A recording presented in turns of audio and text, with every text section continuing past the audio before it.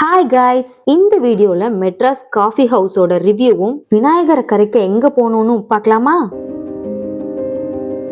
விநாயகர் சதுர்த்தி அன்னைக்கு வழிபட்ட இந்த பிள்ளையாரை நம்ம இன்னைக்கு கரைக்க போறோம். இங்க பாத்தீங்கன்னா மொத்தம் 9 பிள்ளையார் இருக்காங்க. இந்த ஒவ்வொரு பிள்ளையாரும் ஒவ்வொரு கிரகத்தை குறிக்கும். இந்த 9 விநாயகருக்கும் நவதானியங்கள் வச்சு வழிபாடு செஞ்சேன். சனி பெயர்ச்சி, சுக்கிரன் பெயர்ச்சி, குரு பெயர்ச்சின்னு பல பெயர்ச்சி இந்த வருஷத்துல நடக்குது. அதனால எனக்குமே அதெல்லாம் எஃபெக்ட்ஸ் இருக்கும். இதை நம்புறோமா இல்லையான்றதை தாண்டி சொல்றாங்க, சரி அப்படின்னு கேட்டுக்க வேண்டிதான். இப்போ இந்த எல்லா பெயர்ச்சிக்கும் நம்ம விநாயகரை கும்பிட்டாவே போதும்.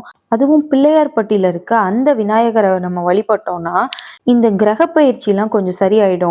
அதுக்காக இந்த மாதிரி 9 பிள்ளையார்கள் வச்சு சாமி கும்பிடுறாங்க. இப்போ இதை நம்ம சனிக்கிழமை கும்பிட்டோம் அப்படின்னா சனி பகவான் பெயர்ச்சிக்கு இது ரொம்ப நல்லது. விநாயகர் சதுர்த்தி அன்னைக்கு இந்த மாதிரி கும்பிட்டா நல்லதுன்னு சொன்னாங்க.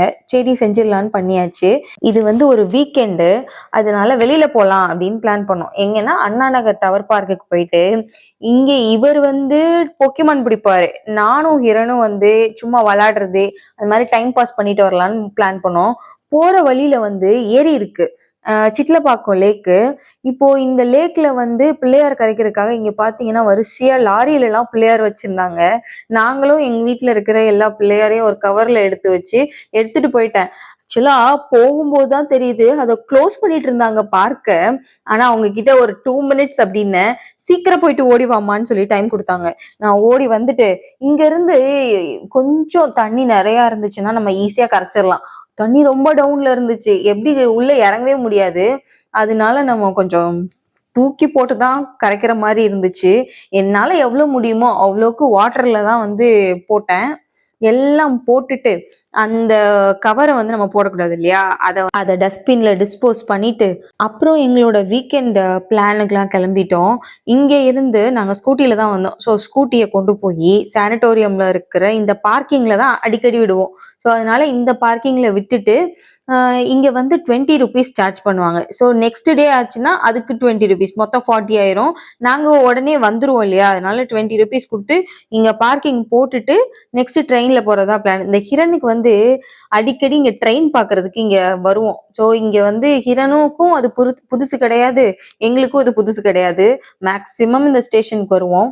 வந்துட்டு டிக்கெட் பாத்தீங்கன்னா இங்க இருந்து எக்மோருக்கு எடுத்திருக்கோம். போய் கொஞ்ச நேரத்துல ஆப்போசிட்ல இருக்கிற ட்ரெயின் எல்லாம் வந்துச்சு. அப்புறம் வந்தே பாரத் ஒண்ணு கிராஸ் ஆச்சு. ஹிரனுக்கு வந்தே பாரத்னா ரொம்ப பிடிக்கும். வந்தே பாரத்ல போகும்போதும் என்ஜாய் பண்ணுவான். வந்தே பாரத்தை கொஞ்சம் நின்னு பார்த்தாவே எக்ஸைட் ஆவான். அதனால கொஞ்ச நேரம் நல்ல வேலைக்கு அதெல்லாம் வந்துச்சு, அதனால டைம் பாஸ் ஆயிடுச்சு. நெக்ஸ்ட் எங்க ட்ரெயின் வந்துச்சு. இந்த ட்ரெயின்ல பாத்தீங்கன்னா ஒரு ஸ்பெஷல் என்னன்னா, நான் வெண்டார் கோச்ல போனதே கிடையாது இது வரைக்கும். இந்த நம்ம உட்கார்றதுக்கு ஸ்பேஸ் எல்லாம் இருக்கும்ல, அதுலதான் போயிருக்கேன். இந்த வெண்டார் கோச்ல நிறைய ஸ்பேஸ் இருக்கும், கொஞ்சம் டிஃப்ரெண்டா இருந்துச்சு. வுட்ல எல்லாம் சீட்டிங்ஸ் இருந்துச்சு. ஹிரனுமே கூட இந்த மாதிரி வெண்டார் கோச் பார்த்தது கிடையாது. ஆனாலும் அந்த விண்டோ கிட்ட போயிட்டான்னா நல்லா வேடிக்கை பார்த்துக்கிட்டே வருவான். எக்மோர்ல இருந்து மெட்ரோல போயிட்டு அண்ணா நகர் போயிடலாம், அதான் இது. இப்போ இந்த ஹிரனுக்கு இந்த எஸ்கலேட்டர்ல போறது, லிஃப்ட்ல போறது, ட்ரெயின் பாக்குறது, மெட்ரோல போறது, இதுல எல்லாமே ட்ரிப் மாதிரிதான். அதாவது நாங்க இங்க இருந்து அங்க டிராவல் பண்றதுக்கெல்லாம் இதை யூஸ் பண்ணல, இதுதான் எங்களுக்கு ட்ரிப்புன்ற மாதிரி எல்லாத்தையும் ஜாலியா பார்ப்பான்.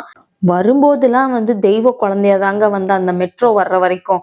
கொஞ்ச தூரம் போனதுக்கு அப்புறம் இங்க ரயில்வே ஸ்டேஷன்ல கொஞ்சம் கொஞ்சமா ஆட்டம் கூடுச்சு. போக போக ஆட்டம் கூடி அவனை கண்ட்ரோலே பண்ண முடியல. இதுக்கு என்ன காரணம் அப்படின்னா, ஆஃப்டர்நூன் கிளம்பி வந்தோமா, அந்த ட்ரெயின்லயே கொஞ்ச நேரம் தூங்கிட்டான். இதுக்கப்புறம் எழுப்பி கூட்டிட்டு வந்தோம். அந்த தூக்கத்துல கொஞ்சம் கொஞ்சம் கொஞ்சம் நைன்னு பசங்க பண்ணுவாங்கல்ல, அது எல்லாத்தையும் மொத்தமா சேர்த்து பண்ணா. பார்க்குக்கு போனோன்னு கொஞ்சம் செட்டில் ஆயிட்டான். இது கொஞ்சம் மெயினான பார்க்குன்றனால நிறைய காலேஜ் பசங்க, நிறைய டான்ஸ் பிராக்டிஸ், அப்புறம் பிளே பண்றது, ஃபுட்பால் பிராக்டிஸ், அப்புறம் யோகா, கராத்தே, இந்த மாதிரி நிறைய அங்கங்க பிராக்டிஸ் பண்ணிட்டே இருந்தாங்க. ரொம்ப பெரிய பார்க், அதுவும் அந்த டவர் மேல ஏறுறதுக்கு ஒரு கும்பலே நின்னுச்சுங்க. இதுக்கெல்லாம் நடுவுல இங்க ஒருத்தர் 2 போனை வச்சு என்ன பண்ணிட்டு இருக்காருன்னு தானே பாக்குறீங்க. இவர் போக்கிமான் பிடிக்கிறதுக்காக தான் எங்களையும் சேர்த்து கூட்டு வந்திருக்கிறாரு. எலி எள்ளுக்கு காயுதுன்னா நீ ஏன் சேர்ந்து காயிறன்னு கேட்பாங்களே, அந்த கதை தான் இது. ஆனாலும் இந்த ஹிரனை ஆடுற ஆட்டத்துக்கு இந்த மாதிரி பார்க்குக்குள்ள விட்டா மட்டும்தான் இவனை சமாளிக்க முடியுது. அதுக்காகவே வெளியிலயும் போகணும், போக்கிமானும் விளையாடணும். அதுக்காக தான் இவர் இவர் இந்த பிளான் பண்ணி எங்களுக்கு இங்கே கூட்டு வந்துடுறாரு. ஈவினிங் ஆக ஆக அண்ணா நகர் பார்க்ல இல்லாத ஃபன்னே இருக்காது போலங்க.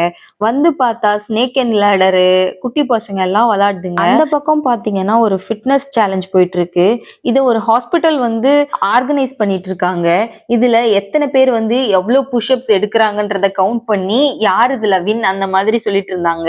இந்த புஷ்அப் பண்றதுக்கு வரிசையா ஒரு கியூவே நின்னு அதை ரெஜிஸ்டர் பண்ணிட்டு இருந்தாங்க. முன்னாடியே நான் இந்த பார்க்குக்கு அடிக்கடி வந்திருக்கேன். ஆனா ஆஃப்டர்நூன் வரைக்கும் தான் இருந்திருக்கேன். ஈவினிங்லாம் பார்த்தது கிடையாது. ஈவினிங் டைம் ஆக ஆக கொஞ்சம் கொஞ்சமா ஃபன் ஆக்டிவிட்டிஸ் நிறைய நடக்க ஆரம்பிக்குதுங்க. இங்க ஒரு ஆடிட்டோரியம் மாதிரி இருக்கு இல்லையா? இந்த ஆடிட்டோரியம் தாண்டி நீங்க நடந்து போனீங்கன்னா, அங்க ஒரு லேக் மாதிரி இருக்கு. இந்த லேக் ஃபுல்லா கிரீன் கலர்ல கொஞ்சம் ஆல்கே ஃபார்ம் ஆன மாரி அந்த மாரி தான் கிடக்கு. ஆனா, இதுக்குள்ள வந்து டார்டாய்ஸ்லாம் இருக்கு. லைட்டா வெளிய வந்து தலைய காட்டுது. குட்டி பசங்கலாம் வேடிக்கை பார்த்துட்டு இருந்தாங்க. ஆனா, இது வந்து டேஞ்சரான ஸ்பாட் தான். குட்டி பசங்க வந்து இது மேல ஏறுனா கீழ விழுவாங்களா? அந்த மாதிரியும் கொஞ்சம் பயம் இருந்துச்சு. பட் ஒரு லேயர் மட்டும் சாண்ட் மாதிரி ஒண்ணு குடுத்திருந்தாங்க. அதனால கொஞ்சம் சேஃபு. இந்த பார்க்ல மேக்ஸிமம் வர்றது வந்து ஸ்டூடெண்ட்ஸ் வராங்க. அதுவும் இந்த காலேஜ் ஸ்டூடெண்ட்ஸ் எல்லாரும் கையில வந்து ஒரு மைக்கு இல்லைன்னா வந்து ஒரு சவுண்ட் சிஸ்டம்ஸ் அந்த மாதிரி கொண்டு வராங்க. அப்புறம் டான்ஸ்லாம் ஆடிட்டு அதையும் ரெக்கார்ட் பண்றதுக்கு கேமராஸ் அந்த மாதிரி மியூசிக் கான்செர்ட் மாதிரிலாம் கிட்டத்தட்ட கிரியேட் பண்றாங்க. இது எல்லாமே வந்து இந்த ஆடிட்டோரியம் இந்த மாதிரி கான்டாக்ட் பண்றாங்க. இதுக்கு முன்னாடி ஆஃப்டர்நூன் எப்படி இருந்துச்சுன்னா நிறைய வயசானவங்க எல்லாம் சேர்ந்து மீட்டிங் மாதிரி போட்டு நிறைய பேசிட்டு இருந்தாங்க. நெக்ஸ்ட் பார்க்ல இருந்து வெளியே வந்துட்டு இங்க சென்னை குல்ஃபின்னு சொல்லிட்டு போற வழியில இருந்துச்சு. ஸோ இங்க உட்காந்து இவர் இருக்காரு இந்த குட்டி மனுஷன், இவருக்கு சாக்லேட் வேணும்னு ஒரே அடம்பிடிக்கு.